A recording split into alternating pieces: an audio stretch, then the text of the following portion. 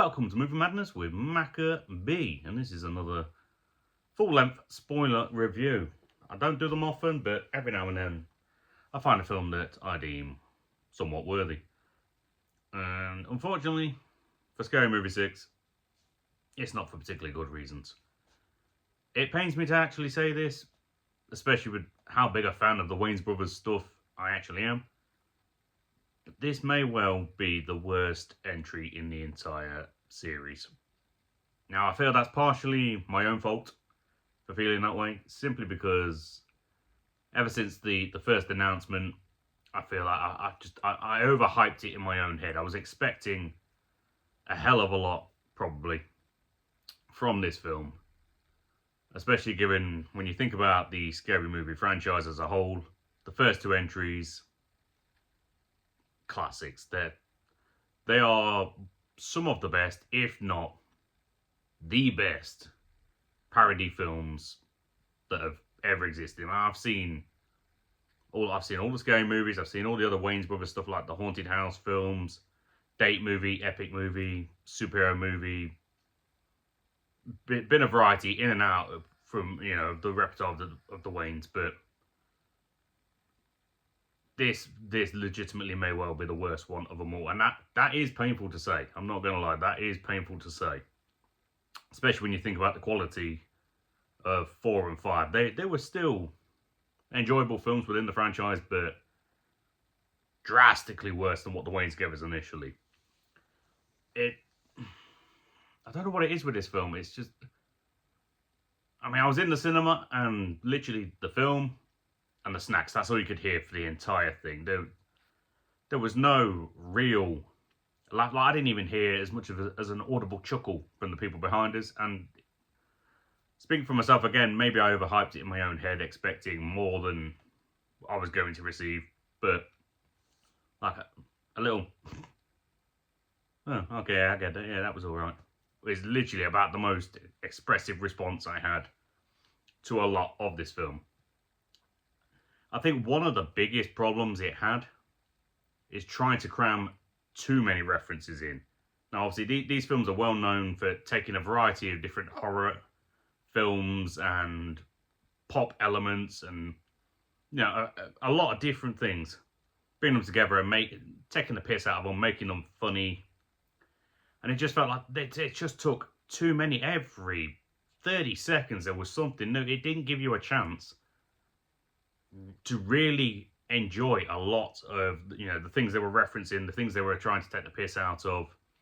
A lot of the things that were promised with this film, specifically like from the advertising of Marlon Wayans saying, we don't care about offending people. We're going to make our movie how we want to make it, and if you're offended, shit happens. Basically, I was expecting that going in. I wanted, I don't find these films offensive. I like when they take the piss out of things that everyone else in the current woke snowflake generation, that's not everyone, that's just unfortunately the generation we find it just getting softer or more sensitive to a lot of, let's be honest, ridiculous things these days.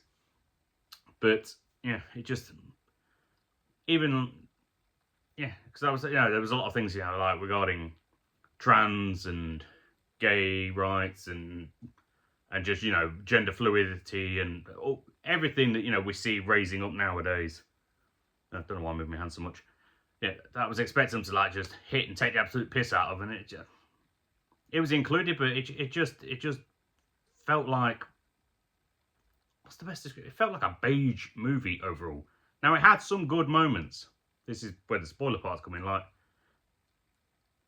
the best moment, because I'm getting myself muddled because I don't really know how to describe this film. I know a lot of people are defending the film, and fantastic. That's the beauty of movies. If you love things, you love it. If you hated it, you hated it. Everyone's going to have a different experience. Like most will probably in the comments telling me how shit my review is, which is fair enough, because it probably is, but oh well. But yeah, this film had some good elements, but there wasn't really anything that like with the first two, where there's moments now 20 years later where you're still quoting them, you're still remembering them, you're still loving them, you're going back to watch the films. And in this one, there wasn't really any one particular moment I could think of where I'm looking at it in my head now, thinking back and thinking, oh, that's going to be quoted and memorized, and that's going to become the new meme. That's going to become, you know, the new viral sensation. The closest thing probably was the White Chicks cameo kind of moment in the substance section of the film, because that was good. I mean, and on the subject of White Chicks, just a quick sidebar. Regardless of how I feel about this film, I still hope we get a White Chicks 2. I know that they said if this did really well, we'd get it.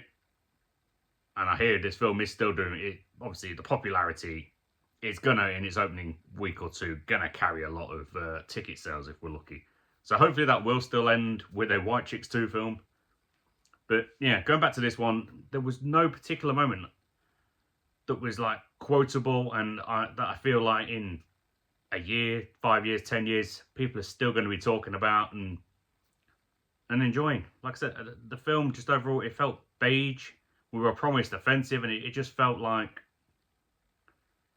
I don't know, it just felt like they went too easy on it. They held back too much. This is the first Wayans brother film that I've seen in general and in the parody like universe of theirs that I can't see myself wanting to rewatch again, to be honest. Like, maybe if it's a lazy afternoon, I've got no better to do and it happens to be on a streaming service in a little while's time, I'll chuck it on. But, you know, the first two, any time the first two films reappear on a streaming service, I'm watching them. Even the third, fourth and fifth.